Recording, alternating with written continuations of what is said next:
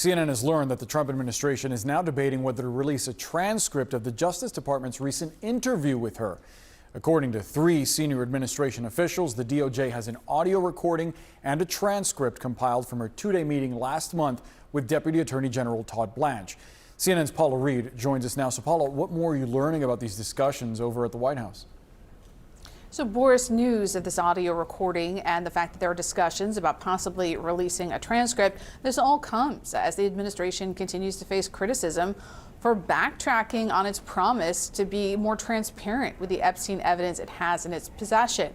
And the reason this particular audio recording is so significant is because the administration has not really given us many details at all about what Maxwell said in her roughly 10-hour interview with the Deputy Attorney General. Now, it's really notable, and in the course of our reporting, we were a little surprised that a full audio recording was made and not the usual just sort of summary of the interview, because this is someone who is a convicted sex trafficker.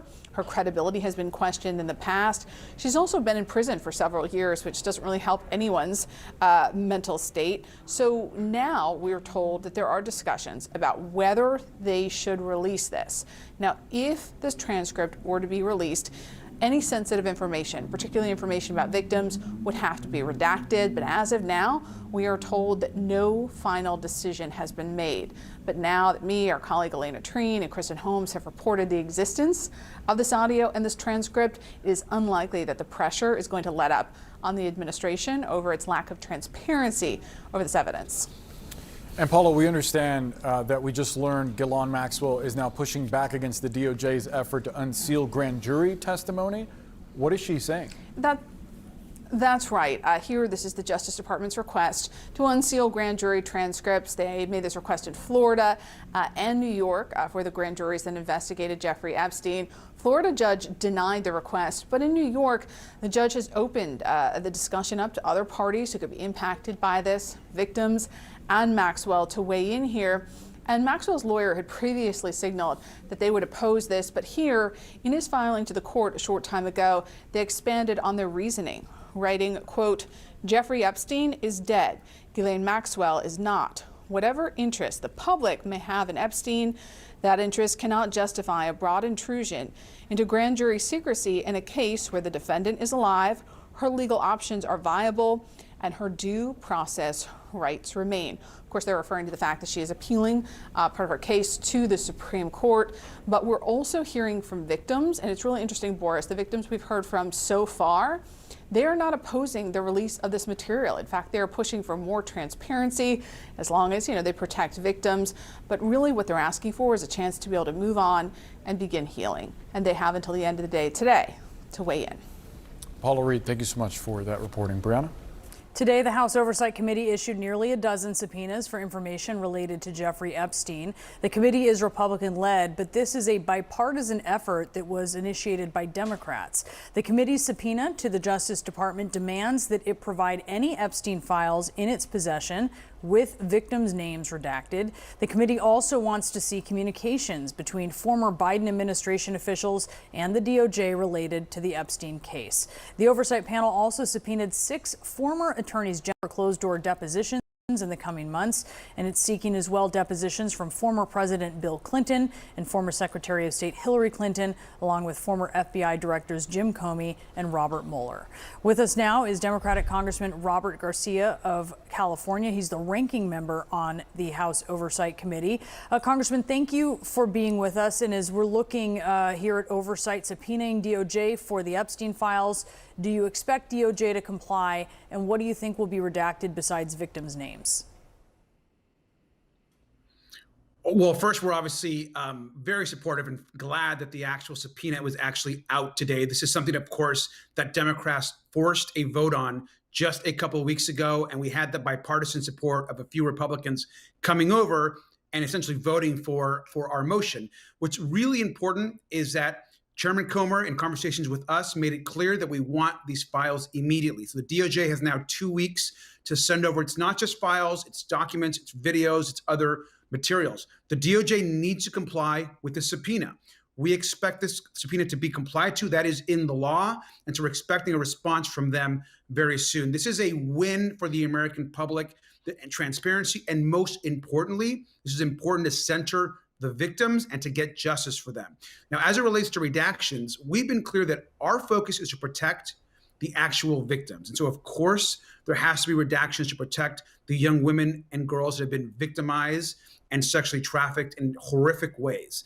That's got to be the center. But what we should not be doing is protecting anyone else. We should not be protecting anyone that preyed on these women. We should not be protecting anyone that is powerful or wealthy, or Donald Trump or anyone else that may be in the files. And we know the president is listed in those files because it's been reported that the DOJ has told them that in just the last month or two. And so all of that is developing. Now we're going to get these files and get transparency for the victims. We should note he's not been linked to wrongdoing. You mentioned videos. What videos?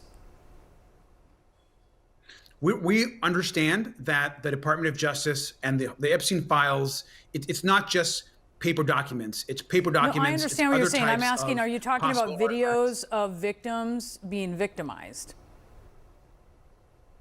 We don't know what are actually in the videos. What's important is whatever is sent over, that of course that victims are centered and that's all redacted. We do not and are not interested in anything that harms victims. That is not. We want to ensure that the victims' privacy and the horrible trauma they've already been through. So what does that? They're not What does that?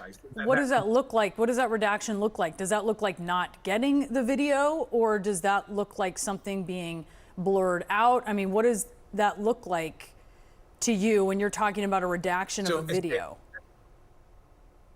So the negotiation of that piece is not finished, to be quite frank. I mean, we just got the subpoena out. Our request from Democrats has been very clear, which is we do not want to re-traumatize or victimize those that have suffered at the. So I hear you on that. That's the most important thing to us. Okay, so oversight. Looks like will be a very. So the committee's issued nearly a dozen subpoenas to all these high-profile figures, Democrats, Republicans, for files and information related to Epstein. This includes, of course, former FBI directors. This includes the Clintons. How much of those depositions are going to be about Epstein? How much are going to be about Russia, considering the Attorney General has ordered prosecutors to start a grand jury probe into Obama officials over that? Right. I mean, look, Republicans voted and they wanted to expand to a variety of folks, as you just mentioned, and bring those subpoenas in and get depositions. They're in the majority. They can bring deposition subpoenas for whoever they want. That's fine.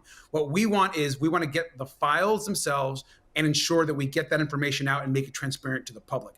They're going to, of course, try to insert politics and expand this in any way that protects Donald Trump.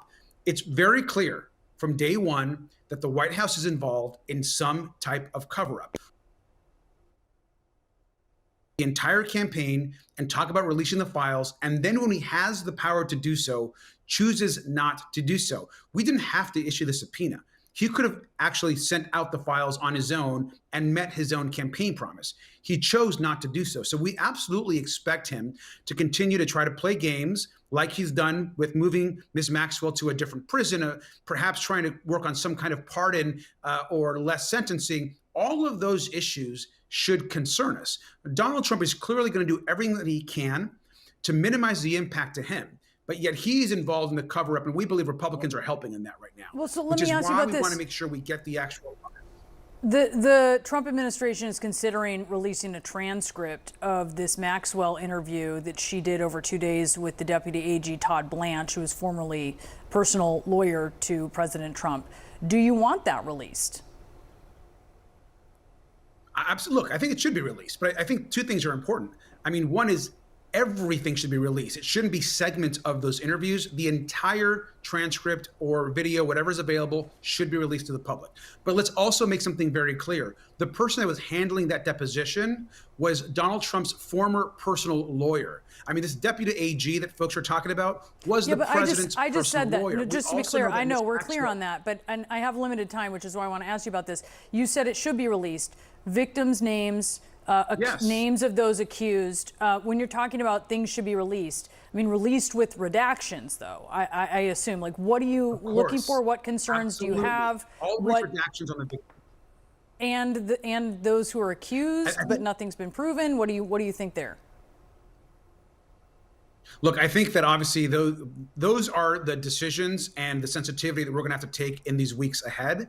But what's very important is if Maxwell did a deposition behind closed doors with the Trump Department of Justice, we must release those transcripts. And of course, the victims need to be protected. But let's also understand, and this was mentioned earlier in your reporting, the person that's actually giving this information is a convicted sex trafficker who has committed horrible crimes against young women and girls, who has also been untruthful in courts. And so this person can also not be trusted. She wants a pardon or a reduced sentence. So all of that needs to be taken into consideration in that testimony. But of course, it should be released while protecting the victims that are clearly going to be need to be redacted and need to be protected in this testimony.